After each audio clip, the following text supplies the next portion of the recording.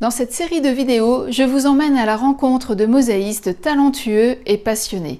Ils nous raconteront leur parcours, leurs sources d'inspiration et leur façon de créer. Allez, c'est parti, je vous emmène.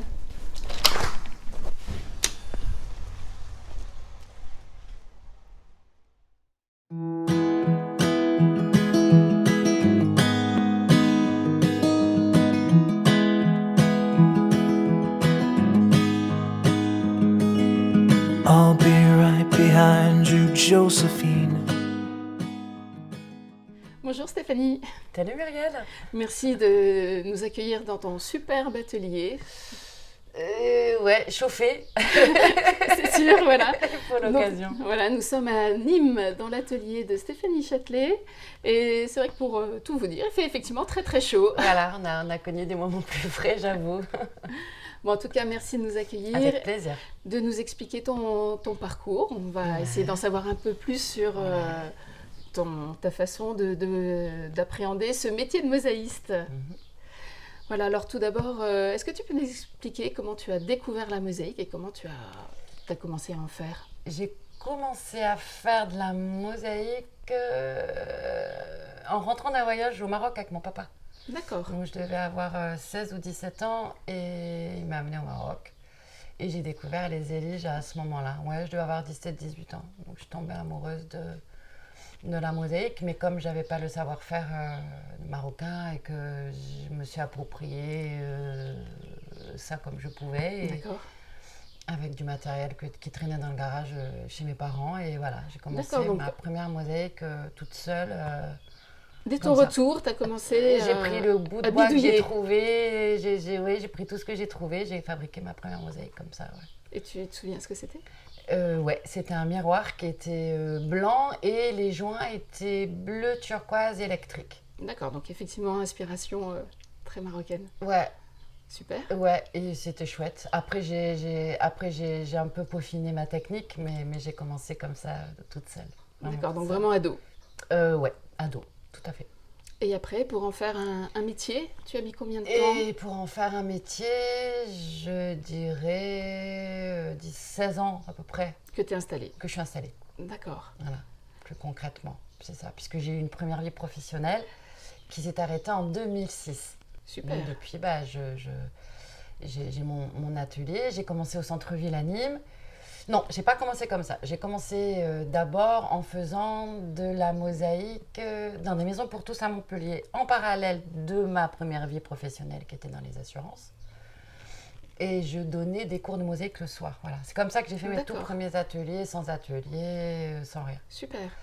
Et après, j'ai quitté les assurances pour faire une formation d'architecture d'intérieur. D'accord, c'est ce que j'ai été demandé. Si J'avais tu avais, déjà, oui, j'avais déjà en tête que je voulais faire du grand œuvre, ok, des grandes surfaces. des grandes des surfaces. Donc ça, fresques. c'était déjà clair dans ma tête. Oui, oui, je voulais faire du travail un peu grand. Mm, mm.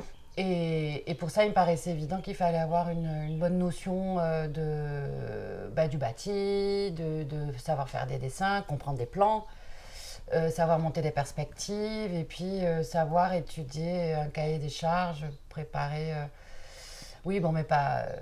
comment dire ouais, réfléchir vraiment à toutes les bonnes questions parce que quand on se lance dans un chantier un peu grand, c'est plus 1 m² et ça fait pas appel aux mêmes contraintes Oui, oui, c'est sûr. de projection.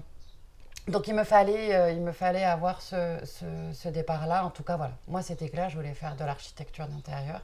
Et après, j'ai créé mon atelier, juste après cette formation.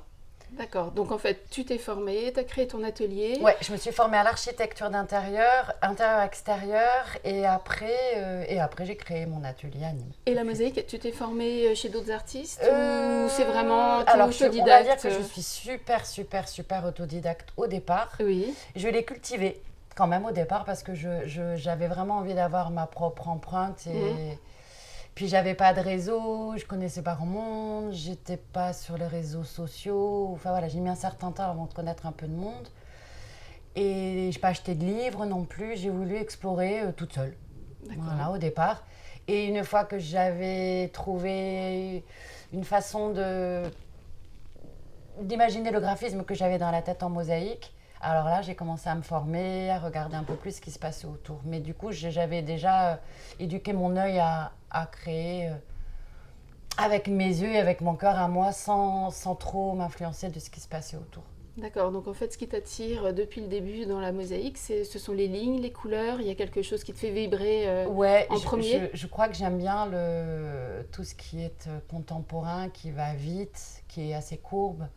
Mais ça change aussi parce que j'ai commencé au départ en faisant beaucoup de ronds. Parce que ça m'amusait et puis peut-être que je tournais en rond. Puis Dans ma vie techniquement, c'est aussi un professionnelle challenge à le ce rond. moment-là, Oui, peut-être c'était aussi. déjà un Oui, il y challenge. avait- Mais pour moi, c'était pas du tout un challenge, c'était évident. Ça te plaisait, oui. Ce qui m'a intéressé après, c'était de les emboîter parce que les mettre à côté, ça m'intéressait pas parce que c'était plat. Donc tout de suite, j'aime quand même quand il y a minimum 1, 2, voire 3 plans en perspective. Hmm, Donc j'ai quand même un goût pour l'architecture depuis toujours, d'accord. depuis longtemps. Donc j'ai pas fait architecture, j'ai pas fait décoratrice d'intérieur, mais j'adapte ça et du coup, j'ai pas envie de me sentir que mosaïste parce que quand on fait du grand œuvre, bah, il y a tout un tas de choses qui sont très différentes de faire juste une crédence. Donc et puis, c'est pas la même responsabilité non plus vis-à-vis de la personne qui commande. Donc, Oui, alors justement, voilà. tu as travaillé très rapidement avec des architectes, avec des J'ai décorateurs. jamais fait de communication. J'ai eu la chance d'être appelée pour le dragon que j'avais fait à Saint-Amand-les-Eaux. Donc on m'avait appelée pour ce chantier. J'ai fait un peu un saut dans le vide parce que j'ai aussi appris en faisant certaines choses, puisque c'est pas évident. C'était quand même et 65 mètres carrés et en 3D. Donc justement, tu peux nous parler un petit peu de ce chantier? Ce chantier-là, je l'ai fait avec une pointe d'insouciance, je pense. Donc qu'est-ce qu'il fallait que tu fasses?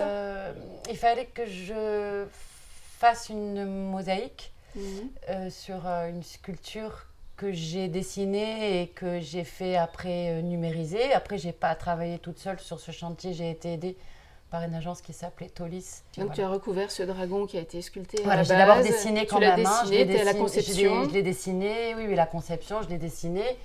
Après, il a été numérisé et de là, Wedi Mhm. m'a réalisé la structure. Donc, il faut savoir qu'il y a quand même pour les points les plus hauts 1,60 m d'épaisseur. Donc, c'était un peu du jamais vu pour Wedi de faire une structure, on va dire, aussi épaisse. Voilà, donc tout a été fabriqué comme ça. Et moi, après, je suis venue en recouvrement de la sculpture. De toute façon, je n'avais pas du tout la capacité technique à faire quelque chose d'aussi grand. Et quand je suis allée sur le rendez-vous, je ne savais pas si c'était pour du 2D ou si c'était pour un mur. Et dans ma tête, je m'attendais à un mur. D'accord. Donc, je suis arrivée sur ce chantier. J'ai vu... j'ai cherché le mur où j'allais pouvoir faire une mosaïque et on m'a dit non, c'est là et c'est le long de la mosaïque A. Et là, j'étais partie dans ça et j'ai adoré parce que j'ai appris. Enfin, techniquement, on apprend beaucoup tant sur l'école que sur la chimie d'école, que sur le milieu aquatique. C'était pas immergé, mais c'était quand même dans une ambiance un peu agressive. Donc c'est vrai que c'est une bonne école, en tout cas. Ouais. Et ça a été recouvert du coup de quel matériau? Qu'est-ce que tu as utilisé? J'ai utilisé des pâtes de verre, des émaux de verre piscine, essentiellement, mais avec différentes gammes de matériaux ou avec des textures un petit peu différentes. L'idée, c'était de faire quelque chose qui reste quand même esthétique. Qui s'intègre. Voilà. Donc ça a été le premier pas sur les gros chantiers. Puis après, j'ai basculé sur les halls d'immeubles et... Bien sûr. Donc tu travailles toujours dans ton atelier sur filet? Je travaille toujours dans mon atelier sur filet. Oui, la plupart du temps, je travaille rarement en direct. Parce que c'est super long de toute façon. Oui, et puis parce que physiquement, travailler les bras en l'air, c'est pas confortable. Non, c'est sûr. Non, on a un plus beau travail, plus précis. Voilà. Plus propre. Après, évidemment, il y a toujours des raccords et des rectifications. Parce que quand on fait... des grandes surfaces, on découvre le centimètre du maçon. Exactement, qui n'est pas, qui n'est pas du tout celui le même que le centimètre très, très, très maniaque du mosaïsme. Enfin, moi, en tout cas, je suis super à cheval sur les lignes, et sur les angles droits et sur le fait que ça doit être nickel. Et du coup, il y a toujours des surprises. Mais bon, voilà. Et donc, tu travailles toujours dans ton atelier, quel que soit en fait Ouais. le lieu final. Donc, tu travailles. J'exporte, je démonte après, les panneaux et après, Tu transportes des panneaux de quelle dimension à peu près? Qu'est-ce que... La grandeur de mes bras, Voilà. maxi, on va dire 80 à peu près, Oui, 80 par 80. Donc, après, ça fait je déjà vais- un poids ça fait conséquent. ça fait déjà un bon poids, mais trop petit, c'est pas pratique non plus. Oui, ça fait trop de pour raccords. moi, parce que ça fait trop de raccords. En tout cas, les joints bougent trop et c'est quand même beaucoup d'éléments. Et en plus, quand on pose, on n'a pas l'œil sur tout, on relève. Donc, non, c'est bien. C'est super stratégique en fait. Hein, la pose, elle est super stratégique. Et la mosaïque avant la pose, elle est super stratégique. Donc, s'il y a un bon dessin et un bon plan dessous, ça tombera nickel. Mais c'est beaucoup de vérif. C'est vraiment un métier à part entière, je crois, quand même. De tout remesurer, Oui, puis les préparatifs sont essentiels. Énorme. C'est ce que je dis souvent en cours déjà pour des petits objets, mais là c'est sûr que les proportions sont tellement On est bien d'accord. grandes qu'il faut vraiment tout recaler avant Exactement, que tu commences exactement. vraiment Puis- le travail de mosaïque. Exactement. Et justement, quand tu parles d'émotion, effectivement, c'est un peu. Certains vont comparer ça presque à un bébé, parce qu'en fait, c'est vrai qu'on porte ce projet-là des mois et des mois. Oui. Et puis c'est au forceps, Carrément. l'accouchement n'est pas toujours facile. Non, mais parce que c'est super grand et que. Oui, et voilà. Et que là, je me disais, cette année, j'ai fait 48 mètres carrés en 2 ans. Mais Et c'est beaucoup. C'est la C'est taille gigantesque, de tout oui. mon atelier, là. Oui, c'est sûr. Donc, et chaque pièce est taillée. C'est pas. Voilà, il n'y a pas de petits lutins la nuit qui bossent. Et il y a des moments où on n'a pas envie d'y être parce qu'on a envie de faire une sculpture ou de souder ou de. On aimerait bien faire autre chose. On aimerait bien faire autre chose, des fois. Mais il y a le chantier à Mais finir. il faut finir le chantier et après, une fois qu'il est posé, c'est magique, quoi. Et que ça plaît. Oui, voilà, c'est la satisfaction du client. Ouais, et le- quand il y a des bons Il y a de retours l'étonnement après, certainement, ouais, parce que oui, même toujours, entrevoir une toujours. mosaïque sur papier et après la Toujours. voir en vrai. Ben moi, j'ai pas de surprise parce que je sais Oui. exactement Où où tu je vas. vais dans ma tête. Oui. Et puis, j'ai quand même une super chance, c'est que la plupart du temps, on me laisse libre de créer ce que je veux. Donc là, le dernier chantier que j'ai fait pour Action Enfance, Mhm. on m'a vraiment laissé carte blanche. Je savais juste que le thème, c'était l'enfance et qu'il y avait voilà, un monde, on va dire, un peu poétique ou un peu doux à faire pour une cause qui est quand même pas facile pour eux. Mais je suis libre, donc... D'accord, dans ce cas-là, tu fonctionnes donc, comment du coup quand on te laisse Je fais carte 3 blanche? propositions. Très bien. Voilà, parce que... Ça me fait sourire 3, parce que je tu fonctionne fais pareil. Je fais 3 propositions. En général, je sais exactement celle Oui. que je voudrais faire. Des fois, je demande même à l'univers qui m'aide à m'assurer que ce soit ça qui se fasse. Ça nous fait notre point commun alors. Tu vois, Et ils nous écoutent souvent, je ce trouve. soir, il nous écoute quand Oui, on oui. demande vraiment gentiment, il est là. Et puis après c'est pas du tout ce qu'on imagine qu'ils ont choisi. Bon, des fois, on est un peu déçu parce qu'on se dit, mais non, mais je voulais... C'est celui-là, moi, que je projetais, on va dire. Hein. Des fois, on n'est pas prêt et on fait un troisième parce que on en a un qui est clair, on en a un deuxième qui est un peu un mix. Et le troisième, des fois, il est loin, exprès. Voilà, moi, Surprenant pour le client. Oui. Pour montrer aussi différentes possibilités. Parce que carte blanche, ça n'existe pas en réalité. Oui. Est-ce que tu as plus ça- souvent des clients qui vont te dire en fait j'aimerais ça mais j'aime surtout pas ça ou telle Oui, couleur moi, je pose des questions pour savoir déjà ce qu'ils veulent pas. Je m'assure toujours des couleurs qu'il y a dans l'environnement, de l'architecture, du bâti, parce que le bâti, il est déjà là, donc il faut s'adapter à lui. C'est pas au bâti de s'adapter à nous, sauf si tout est fait autour d'une mosaïque. Mais là, pour le coup, c'est pas le cas. Donc en général, il faut s'adapter au bâti avec beaucoup de respect. Et puis après aussi, selon la destination. Parce que faire une fresque pour un particulier, c'est très différent de faire une fresque pour un immeuble où il va y avoir des centaines de gens qui vont passer devant. Donc, faut être je ne sais pas si c'est consensuel le mot, mais... Non, c'est pas consensuel parce que la part artistique, elle est toujours là, mais on peut peut-être pas partir dans tous les délires. Voilà. C'est pas... Donc, T'as l'impression d'avoir plus de contraintes quand c'est un hall d'immeuble, admettons? Oui. D'accord. Oui, Esthétiquement un tout parlant, en petit tout peu, cas. Oui, un tout petit peu plus. Alors, pas beaucoup, hein, mais un tout petit peu. Oui, quand même, un petit peu plus, D'accord. forcément. Parce qu'il faut faire attention, à ce qu'on dessine, il faut faire attention au caractère qu'on présente. Il faut faire attention quand on fait des individus, avoir une neutralité raciale, etc. Donc, même si c'est carte blanche dans la façon d'aborder le projet, de l'imaginer graphiquement, etc., ça reste quand même des choses sur lesquelles il faut faire super attention. C'est normal, puisqu'il y a du passage. Donc, mais bon, en général, j'essaie quand même d'avoir un thème, parce que sinon je pourrais faire 1000 dessins et ça n'a plus de sens. Oui. C'est forcément lors d'une discussion avec le client de mieux comprendre quand même ses attentes, même si c'est pas précisément. Mais tu sais ce que c'est. Oui, c'est sûr, mais on pourrait fonctionner différemment, mais a priori, on fonctionne un peu de la même façon. En général, quand même, je pense qu'inconsciemment, j'arrive mieux, je vends ou je propose du mieux celui sur lequel j'ai jeté mon dévolu, mais ça sort forcément du cœur. Mais il y en a toujours un qui sort plus du cœur que 3, je trouve. Et ce dernier chantier, alors justement, quelle surface à peu près? Tu peux nous en parler? Il était petit, c'était 12 mètres carrés. Donc là, tu as travaillé avec de la faïence? Oui, j'ai travaillé avec de la faïence parce que j'aime bien travailler avec un tiers de tiers dans ma grosseur de pièce. Et du coup, je trouve que dans la faïence, comme dans le verre à vitrail, on peut se permettre d'avoir des pièces plus ou moins grandes, bien sculptées, qui vont mettre en valeur les petites, etc. Donc, je ne cherche pas à faire du microscopique. Je cherche à vraiment faire vivre chaque forme. Donc, chaque pièce, par contre, est totalement façonnée, on va dire.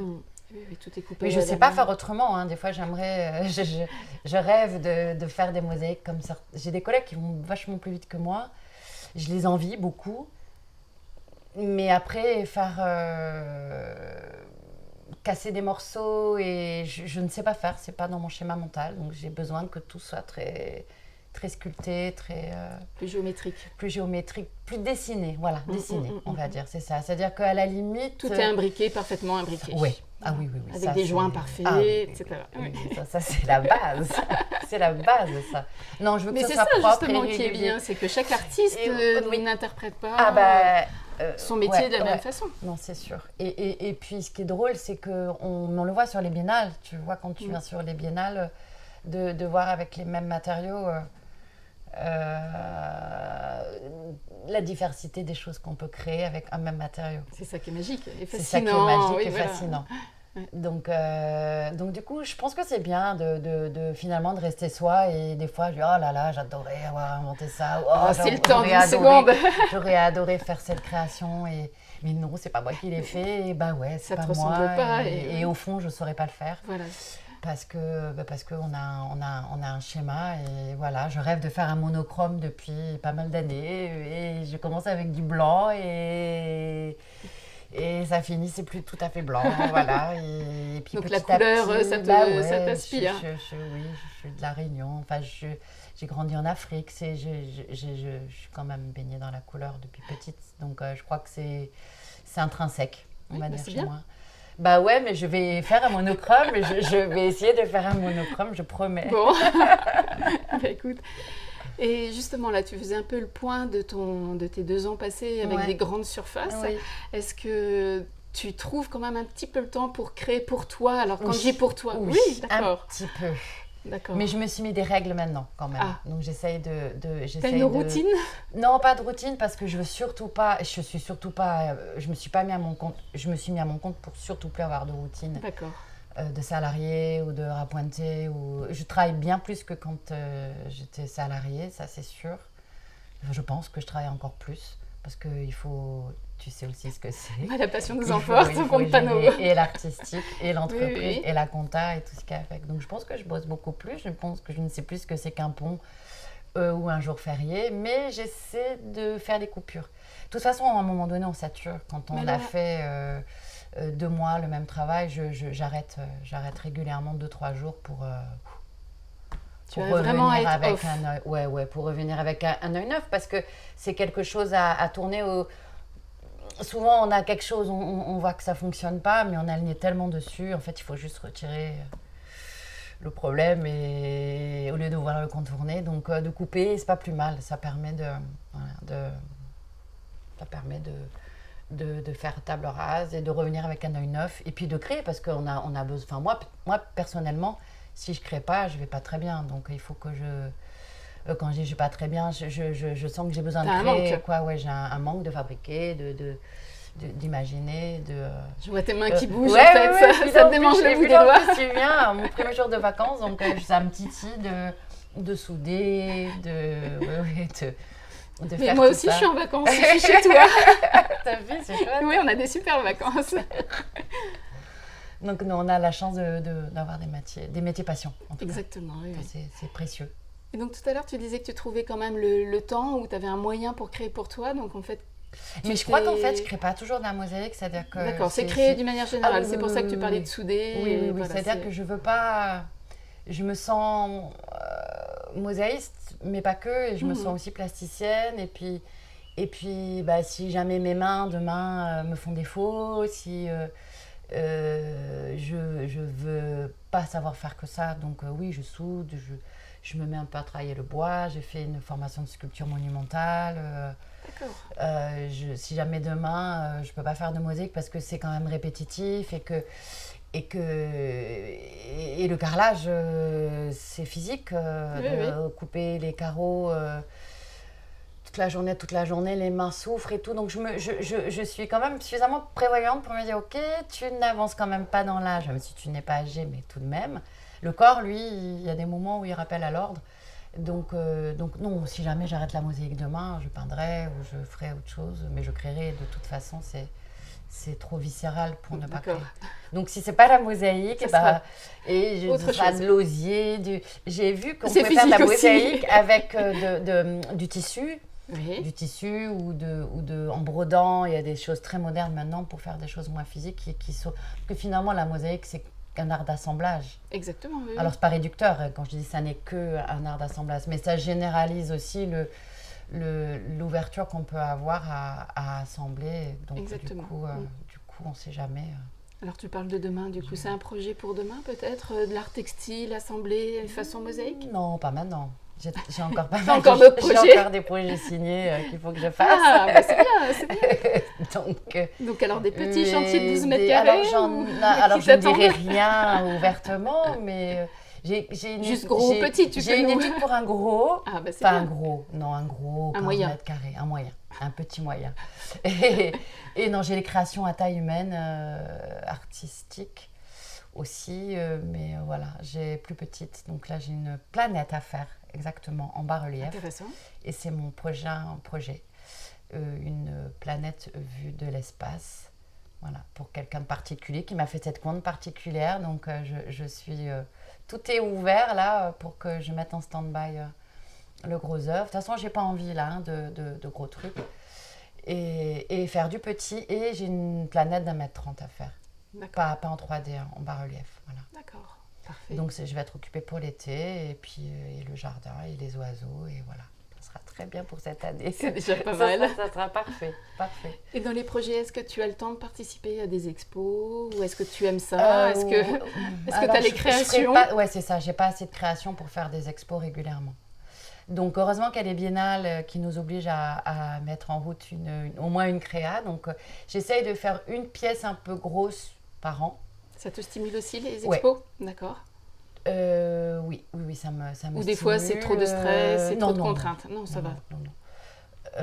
Mais après, exposer hyper régulièrement, non, je peux pas. C'est pas mon cœur de métier, c'est quand même la grande surface actuellement, en tout cas. Oui, puis tu travailles sur commande, voilà. donc après forcément il faut trouver le temps donc comme c'est faire du commande, libre. Alors des fois, j'aimerais bien faire plus de créations par an, mais bon, je peux pas aller plus vite que mes mains. Et c'est ce que je dis aussi à mes clients, hein, quand on me demande trop de choses d'un coup ou de projets, là, à un moment donné, je suis humaine, à taille, une entreprise petite, à taille humaine, et je ne veux pas grossir plus que ça. Je préfère travailler avec d'autres mosaïstes sur des gros chantiers. Voilà, c'est exactement ce que j'allais te poser comme question. Des fois, tu te fais aider Oui, bien sûr. Bah oui, j'ai. Parce que du coup, tu parlais de sensibilité artistique. Et ça, et puis c'est du rodage de bosser avec des gens. Bah oui, du coup, tout à fait. On apprivoise aussi nos styles et c'est pas évident de s'adapter au travail des autres. Donc quand on a des gens avec qui ça fonctionne humainement, ça c'est numéro un.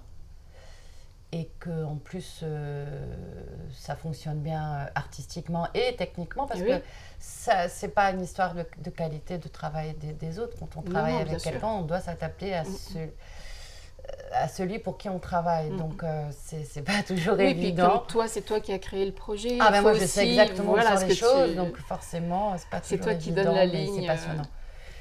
C'est passionnant, et puis Passionnant. on a des bons mosaïstes en France, donc si je peux faire travailler des gens à ma petite échelle, ça sera à chaque fois avec plaisir. Super. Voilà. Bon, bah donc, du coup, plein de projets, voilà. Plein de projets, plein d'envies, et puis surtout pas d'ennui. Donc, c'est bien. De la passion encore, donc c'est génial. Le plus longtemps possible. On n'a qu'une vie, donc elle sera passionnée et possiblement passionnante le plus possible. Super. Ça me va comme programme. Et je suis contente d'être avec toi là. C'est réciproque. Profiter du moment présent. Voilà, de pas discuter uniquement entre... Exactement. En se croisant vite fait sur une expo, ça fait plaisir. Non. Voilà, et... non, parce que sur les expos, on est tous à se retrouver, donc on n'a pas de temps. Exactement. Donc merci à toi. Un grand merci à Stéphanie. C'est vraiment... écoute, un grand merci encore Stéphanie. J'espère vraiment que tout le monde aura été ravi de faire encore un peu plus ample connaissance. Merci à tous. Merci. Merci. À bientôt. À bientôt. Merci. Au revoir. Muriel.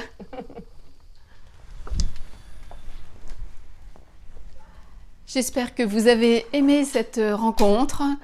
Cliquez sur le pouce en l'air, ça fait toujours plaisir. Et n'oubliez pas de vous abonner à ma chaîne en cliquant sur la cloche. À très vite pour une nouvelle rencontre.